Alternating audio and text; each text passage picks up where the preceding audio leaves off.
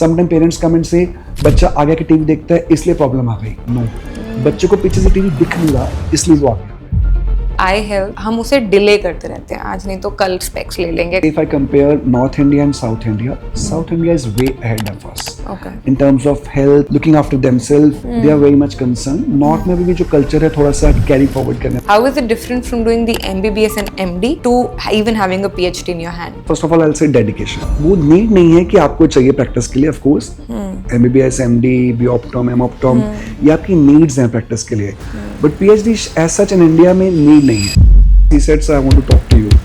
And he was a national head of Bosch Alom. I want you to join us as a consultant. World is losing $327 billion every year because of visual inefficiency.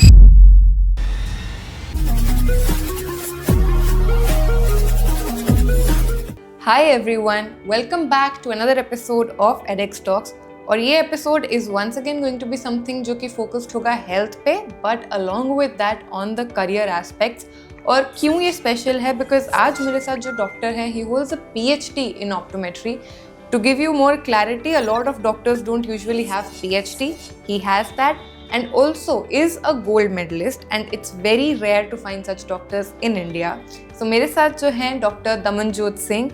Thank you so much for taking out the time and being with me on this podcast. Thank you so much. Thank you for calling me. In this episode, we are going to discuss his journey, and also because जैसा कि मैंने बताया, it's a very rare achievement to be this. I think hardly 15-17 doctors हैं optometry में जिन्होंने PhD किया है India में. So we'll discuss the career trajectory, क्या मोटिवेशंस हैं, क्या पाथवेज हैं, अगर आप करना चाहते हो आप कैसे कर सकते हो, अलॉन्ग विद आप अपनी आई हेल्थ का कैसे ध्यान रख सकते हो, क्या मिथ्स हैं आज की डेट में, and of course with all the digitalization going on around us, I think it's very much needed. So make sure you are watching the video till the end and share it with your friends and families. So can we start? Sure. Hi. Okay. So usually हम अपनी जो conversations हैं, we start with the journey. So let's do that. I would want to know how did you got interested कि आपको optometry की field में जाना है, eye specialization की field में जाना है, और maybe even आपको डॉक्टर बनना है. A lot of times it's के family में होता है, तो क्या ये family में था या किसी को देख के आपको inspiration milli? How did that happen? Okay, yeah. My father is again an optometrist. He is one of the rarest of optometrists in Punjab. Okay. So in fact, he did his optometry in 1975. तब उस time पे India में बहुत rare optometrists थे. So he's among the first top 3-4 batches जो उन्होंने optometry की. It was a very new thing in India that time.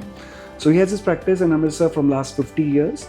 And then I was of course inclined because मैंने उनको देखा practice करते हुए, being as a noble profession, yes, in the medical field when you're helping someone to give the eye vision. And then along with the same, I found कि when I did my +2, I had to choose something. Right. तो फिर मुझे लगा क्या choose करना चाहिए. फिर I found कि when he is all into it and always admire this profession, कि yes, eye is a very noble part of the eye where 80% of your body and your life it goes because of eyes. Right. तो अगर आप हमें पता है कि हमारे 5 senses में 80% जो information body की है वो सिर्फ eyes के थ्रू मिलती है. So I wanted to work on that कि yes, if eye is such a big contributor, तो मुझे इसी के ऊपर work करना चाहिए so that I can help the people better. Right. So I did my optometry in 2006. I did my graduation and masters where I was being achieved with the gold medal, being topper of the university, which was a surprise to me also. I did a work. उसके बाद फिर then I joined corporate as a consultant head for Bosch Alom. It's a contact lens brand. I was a consultant to them. Then I went to Transitions, which is American brand. Then I went to Essilor, which is big brands of the world. Yeah. And I worked with them for almost 11-12 years as a corporate head. Oh wow. And then post that, I did my PhD. And I was in Bollywood, a good student of that also. उसके बाद I've been working in my private practice and in the midst itself. और उसके अलावा I am involved in many of the other things like मैं guest faculty हूँ many national universities में. I am the scientific director in many of the magazines, national magazines. I am director to the scientific health association of Punjab, India also. So trying to do something small parts में जितना possible है, I keep doing good on me. Amazing. So I would want to understand specifically when you mentioned that you joined corporate and आपने उसमें around in all I think 10-15 years work किया. It's very rare कि हमें पता हो कि doctors corporate में काम कर रहे हैं. So if you can share about that, how does that side of it look? It was a surprise to me. मैं जब अपनी पोस्ट ग्रेजुएशन में था तो I think 6 months was due and somebody came in my class. I was taking lectures for my juniors. I was a postgraduate and a postgraduate. And then somebody said, I want to attend your session. Okay. So with your permission, if I can attend. तो मैंने उनको मना नहीं किया कि ठीक है आप आएं, please बैठें. And post that class, he said, sir, I want to talk to you. And he was a national head of Bosch & Home. Okay. So I never knew that. So post that session, he said, ki, I want you to join us as a consultant. Okay. So I was surprised. I says, I'm not yet prepared, or 6 months abhi और studies due थी. He said, just come meet us in our office, just have a chat. Let's talk on this if you can think of it. Okay. And नहीं पता वो कैसे trigger हुआ. And I said, okay, I'll do. It was something very surprise for me, surprise from my family, my friends, my principal, my teachers. How could I say yes? But I wanted to see something different.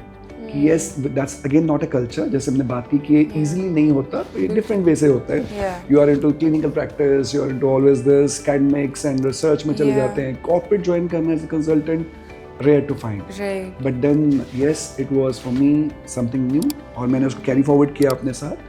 And I worked for a year in Bosch & Home. And then I was in Mumbai that time as a head office, and then I moved to Delhi. So that continued me with the corporate career. And trust me, I learned a lot. Lot means, I think जो corporates आपको सिखा सकती है, the system, the presentation, self-carrying yourself, जैसे आप carry कर सकते हैं खुद को, one of the best ways being in the corporate. Right. So it really went very well. For almost 11 साल मैंने corporate को serve किया, and I really enjoyed thoroughly. Got it. Learned a lot. But can you maybe share a bit about आपका work कैसे different होता है from clinical practice versus what you do in corporate, being from a medical profession? Okay, being as an optometrist, the more role was like to teach the optometrists and ophthalmologists in the practice. Okay. So जो लोग eye doctors हैं, जो surgeons हैं, optometrists हैं, तो वो जो practice करते हैं, like if I'm saying if I was in Bausch & Lomb, so Bausch & Lomb give contact lenses. It's a global biggest brand. So when Bausch & Lomb give contact lenses, they have to understand how to dispense. उसको कैसे देना है, क्या उसमें issues आते हैं, hygiene issues, lenses के parameters, fittings parameters, pros and cons, corneal edemas, corneal issues, कौन सा लेंस में क्या पैरामीटर्स होने चाहिए, कैसे आपको डिस्पेंसिंग करनी है. So somebody in the corporate has to have a consultant as a knowledge of surpass, जो आपको आगे educate कर पाए further to the doctors who are into the practice. So corporates now, it's become a trend that corporates optometrists and ophthalmologists को hire करते हैं Okay. for helping hand to the trade people who in the practice, so that वो आगे अच्छे से customers और consumers को deliver कर पाए. So this has become a very common trend now that usually corporates have surgeons and optometrists in the practice. Got it. And now that you're doing your own practice as well, if you were to choose, what would you choose? Very, very surprised question. Really, sometimes I go back in the minds times of the same way I was in the corporate, कि that was a good time और आज जो private practice करूँ उसमें good time है. I can't compare actually. They both have their own pros and cons. I had a beautiful time in the corporate. I would say I traveled almost 30 countries. Oh wow. And then seen the entire India, been to entire India as a consultant, keep doing the sessions and trainings and conferences and all that. But yes, private practice has its own charm when you are serving someone directly, giving the vision and seeing a smile on the patient. कि आप patient को vision दे रहे हैं and he is surprise with the vision कि जो उसको नहीं पता था मिल सकता है, and he is very happy. So वो चार्म अलग है, कॉर्पोरेट का ट्रेनिंग सेशंस का चार्म अलग है. I won't say this is good और this is bad, probably they both are good. People will be lucky अगर उनके पास दोनों आए. So that's the reason I'm still into education, I'm still into the faculties and trainings, and with the corporates also I do tie-ups so that I can have a taste of both.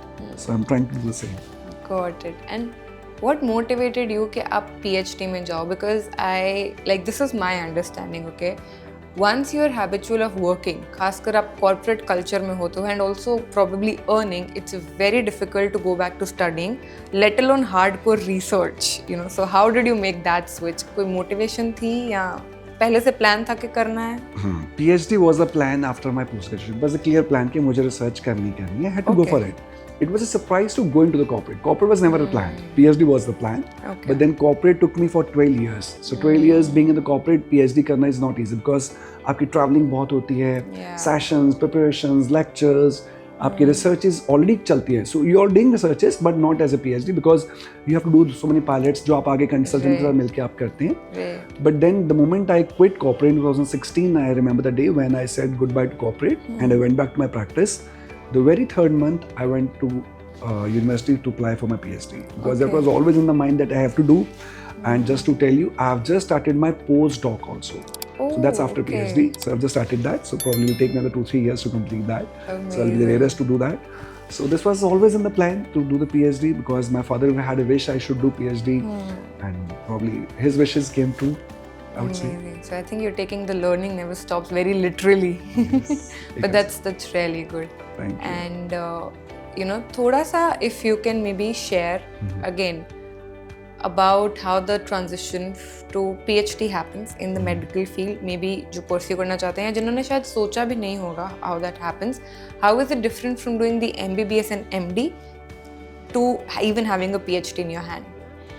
PhD of course is absolutely into research. अगर आप उसमें जाना चाहते हैं, first of all I'll say dedication, because वो need नहीं है कि आपको चाहिए प्रैक्टिस के लिए. Of course MBBS, MD, BOptom, MOptom ये आपकी नीड्स हैं प्रैक्टिस के लिए, but PhD as such in India में नीड नहीं है. If you go to abroad, if you have to practice in UK, US, you need to have PhD. पर India में as such laws never ask कि आपको PhD के बिना you can't practice. Now some of the universities are making it mandate कि that without PhD you can not become professor.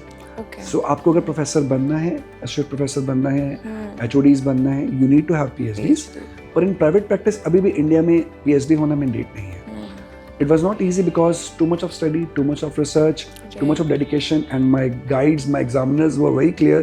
जब तक 10 जूते नहीं फेंकोगे तब तक PhD नहीं देंगे. They were very clear. नहीं देंगे मतलब नहीं देंगे. So whatever good you are into, whatever you are, it's a rule कि आपको समझ आना चाहिए कि PhD ऐसे नहीं मिलती. But yes, बहुत लोग ज्वाइन करते हैं, छोड़ भी देते हैं, because I started when I was almost 38 years old. 37, 38 years old, yes. In 2020 I started. No, 2017 I started. In 2022 I completed. So there was a lag because of COVID. मुझे gap मिल गया इसमें, मुझे PhD complete नहीं हो पाई. But if you really have a dedication for the research, you can always do it. Keeping knowing that आपके पास family है, work है, work pressure है. I was a faculty तो lectures भी लेने पड़ते थे साथ में. And then working for the corporates also side by side as a freelancer. I was doing that. Private practice used to take around 10 to 12 hours a day. But yes, if you really have a wish कि आप करना चाहते हैं, nothing can stop you. Amazing. Okay, let's come a bit to the health wala side. Okay, I'd say eye health, from what I've observed recently, luckily has gained some traction in India, but still is a bit ignored part of it, क्योंकि हम अभी भी शायद उसको इतना seriously नहीं लेते हैं, या even you know what I've seen is हम उसे delay करते रहते हैं. आज नहीं तो कल specs ले लेंगे, कल checkup करा लेंगे. You know, I've seen even people delaying cataract operations for that matter कि हो जाएगा. So how do you see that scenario, you know, unfolding in India? Has it changed over the years since you've been practicing? Is there improvement, or are we still, you know, on the path जहाँ पे बहुत improvement चाहिए? Certainly changes आ रही हैं, बहुत ज़्यादा drastically you can see. I would still say if I compare North India and South India, South India is way ahead of us. In terms of health, in terms of looking after themselves, they are very much concerned. North में भी जो culture है थोड़ा सा carry forward करने वाला, linger on करने वाला, थोड़ा सा ज़्यादा है. Things are changing as per the people are with the next generation, Gen Z or next generation, जब वो पढ़े लिखे generations imbibe हो रही है, things are changing. If I say in Punjab, जब किड्स बाहर जाते हैं, फॉरेन में सेटल होते हैं, व्हेन दे सी वहाँ पे एनुअल चेकअप्स हो रहे हैं, so they enforce their parents कि आप भी एनुअल चेकअप्स कराएं. So things are changing, but still I would say अभी भी चीज़ें बहुत लैग कर रही हैं. We do research every day, we do into the things. I would say in Punjab अभी भी 1/3 kids who need refraction are still missed out. 1/3 बच्चे, जो बहुत बड़ा नंबर है पंजाब का. अभी भी अगर हम जब सर्वेज करते हैं, कैंप्स करते हैं, स्कूल स्क्रीनिंग्स करते हैं, we see a big chunk जहाँ बच्चों को प्रॉब्लम्स हैं पर वो अभी भी आई चेकअप्स नहीं करा पा रहे. पेरेंट्स एक नेचर में होता है कि दे ब्लेम द किड्स कि उन्होंने हमें बताया नहीं. ऐसा नहीं होता. Kids cannot tell the parents because they are not parents, they are kids. You need to understand all. It's a message to all the parents. हम बच्चों से बहुत ज़्यादा एक्सपेक्ट करते हैं कि बच्चे हमें बताएंगे. बच्चे क्यों बताएंगे? बच्चों को बच्चा बोला इसलिए जाता है क्योंकि वो बच्चे हैं. Let's understand that. So we are mature. We need to understand कहाँ पे इश्यूज आ रहे हैं. बच्चे डरते हैं कि बताने से उनके मोबाइल छूट जाएंगे, पेरेंट्स डांटेंगे, स्क्रॉल करेंगे, मोबाइल्स नहीं मिलेंगे, उनका जो गेम एंटरटेनमेंट जोन है वो बंद हो जाएगा. So this big scare in the kids' mind is not allowing the kids to share other things to the parents. तो इसमें बहुत मेजर रोल है टीचर्स का, जो स्कूल में बच्चों को देखते हैं कि बच्चे किस तरह से विजन को असेस कर रहे हैं, ब्लैक बोर्ड्स को देख रहे हैं. एक बहुत कॉमन इशू दिखता है कि बच्चे जब रोटेशन के साथ पीछे जाके बैठते हैं लास्ट डेस्क पे, if they can't see clearly, teacher says what कि आप आगे आके देख लो. If this kid can not see clearly, इसका मतलब है कि बच्चों को कोई ना कोई आई का इशू है. Right. Don't help the kid कि आपको पीछे से देखने में प्रॉब्लम है तो आप आगे आके आगे, बैठ जाओ जी. और आप आगे बैठो. नो, टेल देयर पेरेंट्स कि आप उनको लेके जाके आई चेकअप करवाएं. वो इशू उनको क्यों है? अगर इफ अदर किड्स कैन सी, ये एक पर्टिकुलर बच्चा क्यों नहीं देख पा रहा, this is something a big lag which teacher should also understand कि अगर बच्चे आई स्क्वीज करके देख रहे हैं या ब्लैक बोर्ड को पीछे से नहीं देख पा रहे, इमीडिएटली आई चेकअप होने जरूरी है. पेरेंट्स देखेंगे अगर टीवीज बच्चे ज़्यादा देख रहे हैं और पीछे से नहीं देख पा रहे, आगे आके देखते हैं. समटाइम पेरेंट्स कमेंट से बच्चा आगे आके टीवी देखता है इसलिए प्रॉब्लम आ गई. नो, बच्चे को पीछे से टीवी दिख नहीं रहा इसलिए वो आगे आ रहा है. It's other way. So if kids are coming ahead and then watching TV, that means issues हैं. The worst is happening now is rooms छोटे हो रहे हैं और टीवी बड़े हो रहे हैं. पहले टीवी छोटे थे, रूम्स बड़े थे, सो इश्यूज बहुत जल्दी समझ में आते थे. Nowadays things are going absolutely differently. TV बहुत बड़े हैं, रूम बहुत छोटे हैं, kids usually do not complain. Even the worst is kids TV नहीं देखते, they are more into the gadgets. So India में 82% prescriptions are still toward myope. Myope means जिनको प्रॉब्लम दूर की होगी, पास की नहीं होगी. सो जब वो बुक्स लिखते हैं या मोबाइल्स देखते हैं, they will never complain and we are missing out. So we need to rule out that every kid should be assessed with eye checkup every 6 months. चाहे वो कंप्लेन करें या ना करें, in all the senses. अगर हम चाहते हैं कि हमारे रिफ्रैक्टिव आवर्स आगे ना बढ़े, physiological map is raising day by day. Numbers बढ़ते जा रहे हैं because of the height, because of the gadget use, because of the indoor work. We are confined to indoors. हम आउटडोर्स में जा ही नहीं रहे. स्पेंड किड्स को लगता है, पेरेंट्स को लगता है कि बच्चों की स्किन टोन्स खराब हो जाएंगी, टैनिंग्स हो जाएंगी. All this becoming a very big myth now. So अगर हम वो नहीं करें, at least every 6 months with growing age and height, 6 months के बाद चेकअप कराना इज मैंडेट. किड्स कंप्लेन करें या ना करें, यू विल बी सरप्राइज कि जब आते हैं आपको 80% 70% किड्स में इश्यूज नजर आएंगे. Even common to the extent कि अगर एक आई में इशू है, दूसरी आई ठीक है, so kids can see one eye very clearly. So you never get to know कि मेरी एक आई में प्रॉब्लम है कि नहीं, which is being missed out. We call it as, इसको बोलते हैं यूनिलेटरल मायोपिया और unilateral hypermetropia, unilateral anisometropia. So ऐसे cases becoming very common. So it's better कि आप ऑप्टोमेट्रिस्ट, ऑप्थेल्मोलॉजिस्ट के पास एवरी 6 months के बाद उनको लेके जाएं, उनके प्रॉपर आई चेकअप कराएं, ताकि बढ़ते हुए जो इश्यूज हैं नंबर के, वो हम रोक सकें. Great. And like I'd like to add on a point. So this was back in my undergrad, you know, for social clubs and all. We did one eye camp, and वहाँ पे we had all these little kids, probably 5 or 6 years of age, and they had like numbers ranging to 4 diopters and 5 diopters, and you know we were thinking कि उन बच्चों को शायद वो कब से चल रहा होगा, उनके लिए नॉर्मल विजन ही वो बन गई है. So they would not even know कि ओ ये तो डिफरेंट है, उनके लिए वो नॉर्मल विजन है. So how would they complain, right? Very surprised. This is absolutely right that बच्चों को पता नहीं. Not forget kids also, even adults जो अपने नंबर्स नहीं चेक कराते, उनको लगता है कि कॉमन है, डेली मेरी प्रैक्टिस में आते हैं, जिनसे I say 10% of the patients come says मुझे कोई दिक्कत नहीं है, when we see the number they are lagging. Okay, let me add up something more into this. World is losing $327 billion. World is losing $327 billion every year because of visual inefficiency. That means अगर मुझे मेरा पूरा number नहीं मिला, मैं specs लगा रहा हूँ पर मैं पूरा नहीं देख पा रहा, काम चला रहा हूँ, तो जो मेरा लैग रह गया उसमें जब मैं थक जाऊँगा, मैं काम छोड़ दूंगा, उसका लॉस कितना होगा. And this is 7 years back survey. Recent surveys are yet to happen. 7 साल पहले का सर्वे है. $327 billion जस्ट बिकॉज ऑफ मुझे पूरा नंबर नहीं मिला. I am talking about the people जो स्पेक्स पहनते हैं और प्रॉपर नंबर नहीं पहनते. नॉट अबाउट जो नहीं पहन रहे, उनका कैलकुलेशन है ही नहीं. This is just for the people जो पहनते हैं पर प्रॉपर नहीं पहन रहे. So we're losing out a lot. So not only kids, I would say even जो adults हैं, parents हैं, ग्रैंड पेरेंट्स हैं, उनको भी अपना ध्यान पूरा रखना पड़ेगा कि नंबर अगर चेंज हो रहे हैं, अगर आपको पता है आपको गैजेट यूज़ बहुत ज़्यादा है, because we are lagging in lot many things. हमारी डाइट्स बहुत अच्छी नहीं है, we are not getting a healthy diet. हम इंडोर में बहुत ज़्यादा टाइम स्पेंड करते हैं, हम आउटडोर में बिल्कुल नहीं जा रहे. No, add up to the same, अगर आप आपके रूम को 20 feet से छोटा रखते हैं, एंड अगर मैं 20 feet से कम डिस्टेंस को कोई भी चीज़ देख रहा हूँ, हमारे मसल्स कभी पूरे रिलैक्स नहीं होते. To relax human eye muscle, one has to see 20 feet beyond. Means अगर आपको अपने आइज को पूरा रिलैक्स करना है 100% से, आपको 20 feet से दूर देखना पड़ेगा. And I am surprise if I से कि इंडिया में कितने हाउसेज हैं जहाँ पे 20 feet से बड़े रूम्स हमारे पास होंगे. सो हम पूरा दिन चैम्बर्स में, रूम्स में कन्फाइंड रहते हैं, आइज रिलैक्स वैसे भी नहीं हो पा रही. Diet is lagging, pollution is increasing, gadgets are using highly, lack of knowledge again on the something issue. Dryness is becoming very common. Dryness एक बहुत बड़ा issue है worldwide. Out of 10 people, 9 people have dryness. This is also becoming a reason कि numbers बढ़ रहे हैं because trend बढ़ रहे हैं और नंबर बढ़ते जा रहे हैं. So it's a message to all कि everyone should take care of it. Got it. I have a few questions, you can consider probably myths कह लो या जो हमारे normal day to day में मानते हैं. The first one is, how much do you think, like because you mentioned dryness and all the gadgets, white light actually affects our eyes, and जो हमें specs मिलती हैं, which we say कि आपको white light से protect कर लेंगी, how accurate is that? Okay, white light is important. White light is normal Vibgyor. If I make as a Vibgyor together, violet, indigo, blue, orange, red, जिसको हम सतरंगी बोलते हैं, रेनबो बोलते हैं, तो white light एक natural light है जो सबको चाहिए, essential है हमारी body के लिए. In this white light, there are 7 colors. जिसमें से with the research we found, blue has 2 spectrums. Okay. Blue indigo and blue violet. Okay. And with the research again, some of the surveys I've seen and some of the researches जिन्होंने prove किया है, blue indigo is essential, blue violet is harmful. Okay, so indigo is essential for the biological clock, and violet blue जो है वो थोड़ा सा harmful है, जो आपको protect करना चाहिए so that आपके retinal damages कम हो, आपका stress level कम हो, eye exert ना करें. अब इनके जो main source हैं वो हैं digital devices. Though in the white light also the quantum is there, but not that high.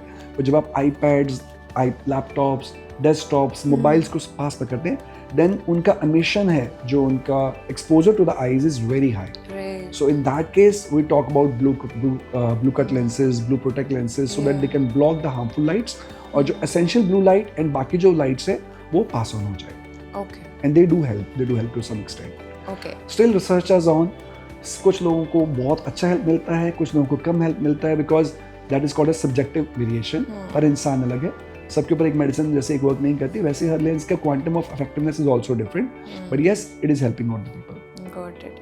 And another thing which I wanted to ask is, I remember India had this huge taboo, I'd say, for specs, and I still remember कुछ साल पहले when Lenskart initially started, I think it was Lenskart or some company who started the spec is the new sexy, to build that habit in people कि भाई specs is not a taboo, right? Do you think there is change or people still avoid wearing No, specs? it's a drastic change. I would say all these corporates, जो बड़े-बड़े corporates हैं, those who are working on it, it's really a good help to the trade because पहले it was a stigma. चश्मा पहनना एक stigma था, specially for the girls in Punjab और इन rulers of the India, कि चश्मा लगेगा तो अब शादी कैसे करेंगे. कॉमन था, गर्ल्स की शादी करने के लिए स्पेक्स नहीं होने चाहिए, बॉयज़ के लिए भी इशू था, हाई मैं चश्मे से लगूंगा, सो गर्ल्स के लिए वॉज वेरी बैड, एंड उसके वजह से पेरेंट्स ने गर्ल्स को स्पेक्स नहीं पहनाई रूरल्स में, and they had bad eyes. Surgeries करा दी जो नहीं रिक्वायर्ड थी शायद कुछ केसेस में, बट मैंडेट कराई कि शादी करनी है, चश्मा उतरेगा, नजर नहीं आएगा. So many things happened, that was a past. But yes, with the changing evolution the eye trade, I say optical industry में जो ट्रेड चेंज हुए हैं, जिसमें फैशन हो गया है, spectacled has become like a luxury now. It's accessory as like you wear other accessories, घड़ी है, bracelets हैं, chains हैं, you wear spectacle.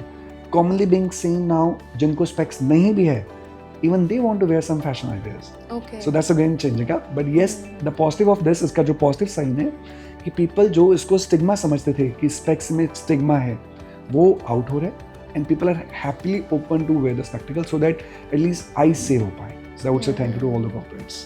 Got it. And apart from these myths, do you find any rising trend, जो eye health के लिए हो, especially with, of course, everything going on around us, COVID के बाद वैसे ही हमारे screen times बहुत increase हो गए हैं, and not just for the kids but in general, because आज की date में it's not just the kids using mobiles all day long, right? It's even the elderly. So do you see any other trend as well which you think is very important to highlight as a doctor? See, the worst issues becoming with two major things. One, the raising myopia, जो minus number बच्चों में बढ़ रहा है, because we have to understand ये जो myopia शुरू होता है बच्चों को with the height growing, ये बढ़ता है. Okay. myopia का मेजर रीजन होता है आई बॉल का साइज. अगर एक बच्चे का आई बॉल का साइज नॉर्मल ह्यूमनाइज साइज से बड़ा है तो उनको माइनस नंबर लगता है. अब वो अगर आई बॉल साइज ऑलरेडी बड़ा हो चुका है, उसका माइनस नंबर आ चुका है, जब उसकी हाइट बढ़ेगी till the age of 18-19 years with the growth of the body, उसके बॉडी के सारे ऑर्गन के साथ आई भी बड़ी होगी. So we have to remember, जब हाइट बढ़ी, बॉडी के ऑर्गन्स बड़े हुए, along with that the eye also become bigger. So जब आई ऑलरेडी बड़ी थी, वो और बड़ी हो रही है, number will keep increasing. So that is the reason I say every 6 months please get your kids check. For the adults, because हम गैजेट्स बहुत यूज करते हैं, there is something called as dry eye syndrome. Usually हम लोग 1 minute में 15 to 18 times blink करते हैं, which is involuntary, आपके कंट्रोल में नहीं है पर आप करते हैं. God has given you this gift कि आप ब्लिंक करते रहें, आइज वेट रहें, बिकॉज आइज का वेट रहना बहुत ज़रूरी है so that you can see clearly. Tears एक सोर्स ऑफ न्यूट्रिशन है to the cornea also, so we have to keep in mind eyes wet रहना बहुत मैंडेटरी है. But it is being seen कि जब आप गैजेट्स यूज़ करते हैं, मोबाइल्स, आईपैड्स, लैपटॉप्स, कोई भी, आपकी ब्लिंकिंग कम हो जाती है and goes down to 3 to 4 times. जहाँ पे आपने 17-18 टाइम्स ब्लिंक करना था, मैंडेट था आपकी आई को अपने आप को नर्चर रखने के लिए, आपने सिर्फ 3 to 4 टाइम्स किया. Eyes are becoming drastically dry and this dryness is causing lot of symptoms like patients को रेडनेस का इशू आता है, वाटरिंग का इशू आ रहा है, इचिंग हो रही है, बर्निंग सेंसेशंस हो रही हैं, एंड अगर वो प्रोलॉन्ग हो जाए उससे कॉर्नियल पैसिफिकेशन शुरू हो जाती है. जो कॉर्निया, जो आपका मेन स्ट्रक्चर है आई का, जो आपको विजन देता है, वो डिस्टर्ब हो जाएगा, उसमें डिजेनरेशन शुरू हो जाएंगी, पैसिफिकेशंस आ जाएंगी. And on a short term notice आपकी ब्लरिंग ऑफ विजन बहुत कॉमन होगी, changing of prescriptions become common, because जब ड्राइनेस आती है नंबर्स चेंज हो जाएंगे, एंगल्स चेंज हो जाएंगे सिलिंड्रिकल नंबर के. So we all need to take care कि अगर आप गैजेट यूज़ करते हैं, use them appropriately. There is a rule called as 20-20-20. कुछ लोगों को पता होगा 20 मिनट्स के वर्क के बाद 20 सेकेंड्स का break, and in that 20 seconds आपको 20 फीट्स दूर देखना है सो दैट आपके मसल्स पूरे रिलैक्स हो जाए. उससे बहुत बेनिफिट्स हैं. Some time it is impractical because 20 minutes के बाद ब्रेक लेना is some time tough, but I would say every half an hour के बाद आप 2-4 मिनट का ब्रेक लीजिए, आइज को ब्लिंक कीजिए frequently, wash them with the water if possible, if makeup is not being done by the girls, and just look something beyond the Windows so that eyes के muscles पूरे relax हो जाए. Drink good water, blink frequently. जो लोग ITs में हैं, जो सारा दिन गैजेट्स यूज़ करते हैं, there is a very simple exercise I would say all to them. Take a A4 size sheet with the marker right blink and उसको स्क्रीन के साथ स्टिक कर दें. तो जब भी आपकी विजन उस वर्ड पे जाती है, इट कीप रिमाइंडिंग यू कि मुझे ब्लिंक करना है. Looks funny but it's very practical. वो आपको रिमाइंड करता है कि ब्लिंक करते रहें so that dryness come. Okay, तो अभी हमने स्पेक्टेकल्स के ट्रेंड की बात की. Another trend, you know, probably I would like to ask is contact lenses, because like you said, अभी भी चाहे specs जो है वो fashion accessory बन गई है, but for functional reasons a lot of people prefer going for lenses. How healthy is that? Is there a right age or is there a power number जिस पे आप lenses ले सकते हो या नहीं ले सकते हो, right? If you can share more about that. Okay, lenses, contact lenses are not bad, absolutely not bad, अगर वो एक proper तरीके से distance की जाए. So there are, because it's a more of medical device, it goes in the eye. Anything which goes in the eye or in the body, हम उसको medical device में काउंट करते हैं. So जो चीज़ बॉडी को इनहील कर रही है, बॉडी उसको अंदर लेके जा रही है, उसमें चीज़ों का स्ट्रिक्टली फॉलो करना बहुत ज़रूरी है. जैसे आप खाना खाते हैं, खाना गंदा खाएंगे तो इन्फेक्शन होती. खाना साफ़ है पर आपकी प्लेट गंदी है तो इन्फेक्शन होगी. खाना इनएप्रोप्रिएट तरीके से खाया, ज़्यादा खा लिया, वेटिंग में रहेगी. कम खाया, स्टमक में क्रैम्प्स आने शुरू हो जाएंगे. एवरीथिंग कस्ट बी बैलेंस. सिमिलरली लेंसेज आप इन द बॉडी लेके जा रहे हैं आई में, अगर वो तरीके से अच्छे तरीके से डाइट किए जाए, जो भी ऑप्टोमेट्रिस्ट हैं, ऑप्थेल्मोलॉजिस्ट हैं जो उनको डिस्पेंस करने हैं, आई वुड से कि अगर आप लेने हैं तो आप प्लीज़ एक ऑप्टोमेट्रिस्ट की कंसल्टेशन, ऑप्थेल्मोलॉजिस्ट कंसल्टेशन ज़रूर लें.